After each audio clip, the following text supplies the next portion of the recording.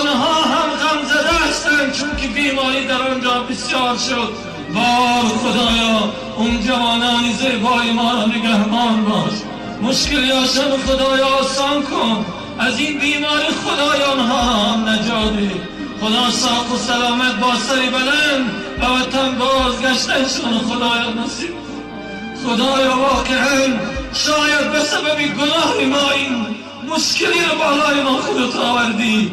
بار خدایا واقعا گناهگاریم، واقعا پیش تو شرمندیم، واقعا تو را نشناختیم، واقعا نعمتهای تو را نشناختیم، واقعا شکر تو را به جا نیاوردیم. سبحانک ما شکرناک انت شکرک. خدایا خودت فرمودی که در همه حالت ها من به فریاد بندم میرسو.